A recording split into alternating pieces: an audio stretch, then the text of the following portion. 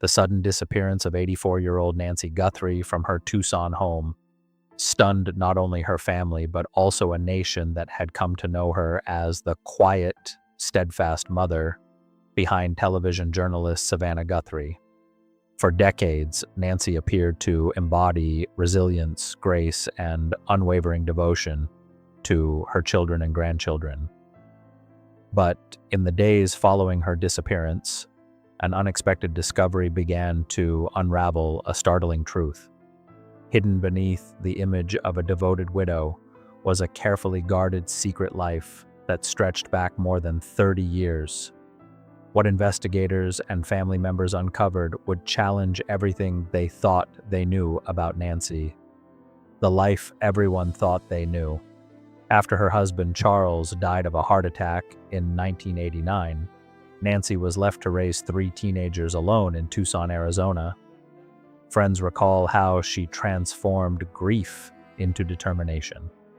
She worked part-time as a bookkeeper, volunteered regularly at church, and focused intensely on providing stability for her children, Savannah, Annie, and Cam. To neighbors, Nancy became the embodiment of quiet strength.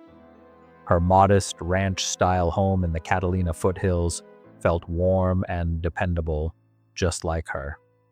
Savannah frequently credited her mother's resilience for shaping her own career and character. To the outside world, Nancy Guthrie was the unbreakable foundation of her family, the photograph that changed everything.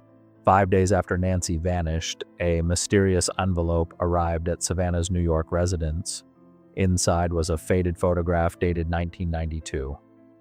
The image showed a younger Nancy standing beside an unfamiliar man outside a small cafe in Santa Fe, New Mexico.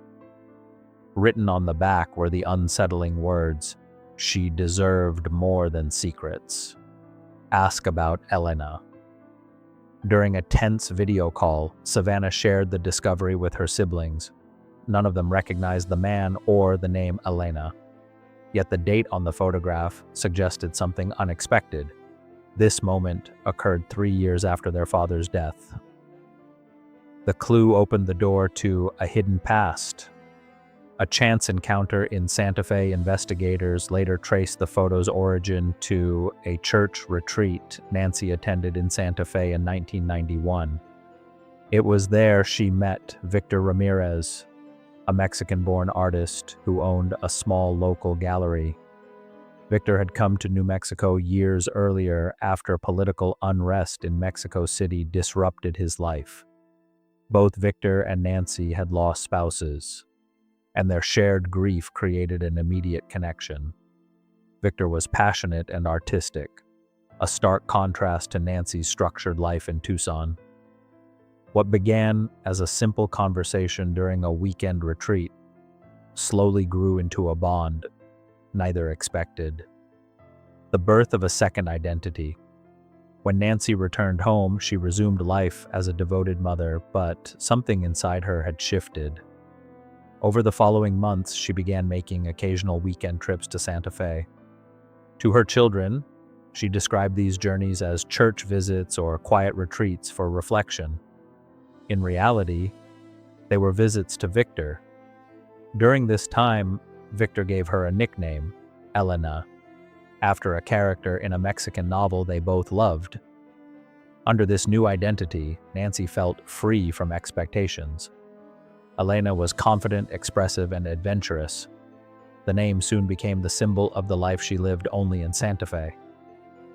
Building a parallel life. By the mid-1990s, Nancy's second life had become more structured. She quietly opened a small bank account in Santa Fe under the name Elena Ramirez. From her bookkeeping income in Tucson, she deposited modest sums to help Victor's struggling gallery survive. Though the contributions were small, they gave her a sense of partnership in the artistic world Victor inhabited.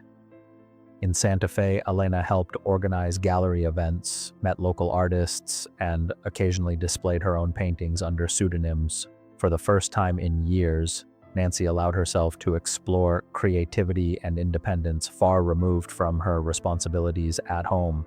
Decades of careful secrecy. Maintaining two lives required extraordinary discipline. Nancy carefully separated her roles.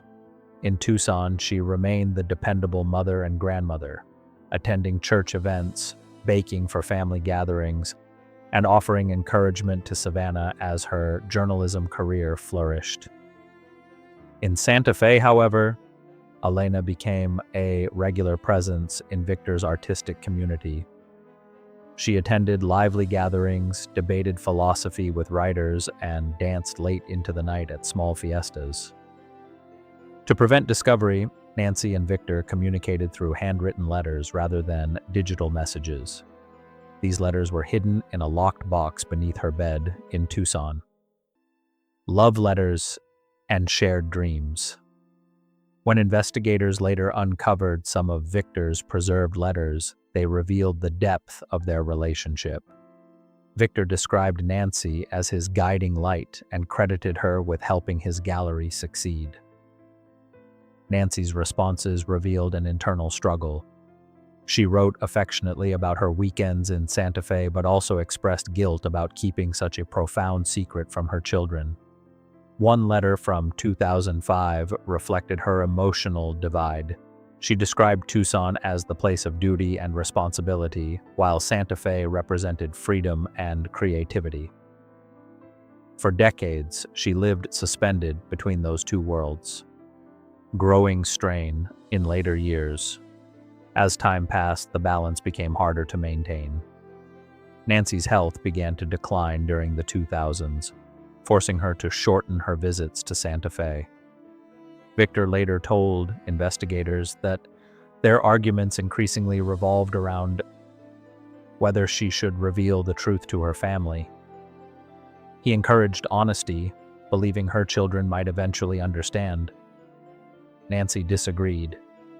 She feared shattering the image they held of her as the devoted widow who never moved on. In her mind, protecting that image preserved their memories of their father and kept the family's emotional foundation intact. Signs of danger before the disappearance. In the final months before her disappearance, Nancy reportedly told Victor that she felt uneasy in Tucson. She described strange phone calls that ended abruptly and once believed a car had followed her for several blocks. At the time, Victor dismissed the concerns as anxiety linked to aging and health issues. However, investigators later discovered unusual financial activity. In December 2025, Nancy wired $5,000 from her Tucson account to an unknown recipient in Mexico. Authorities suspect the transfer may have been linked to blackmail, possibly someone who discovered her secret identity as Elena. A family confronts the truth. When federal investigators revealed the details of Nancy's double life to her children, the emotional impact was profound. Savannah reportedly struggled to process the revelation that her mother had maintained a secret relationship for more than 3 decades. Annie reacted with disbelief, while Cam expressed frustration that their mother had never trusted them with the truth. For the family, the discovery explained subtle moments of distance they had sensed over the years but never understood. The woman they believed they knew completely had been carrying a hidden identity all along. Conclusion: secrets that may hold the answer. Nancy Guthrie's disappearance remains a mystery, but the discovery of her secret life has transformed the investigation. What once appeared to be the vanishing of a quiet grandmother now carries layers of complexity involving hidden relationships, financial irregularities, and decades of carefully guarded secrets. Whether her double life made her a target or somehow led to her disappearance remains uncertain.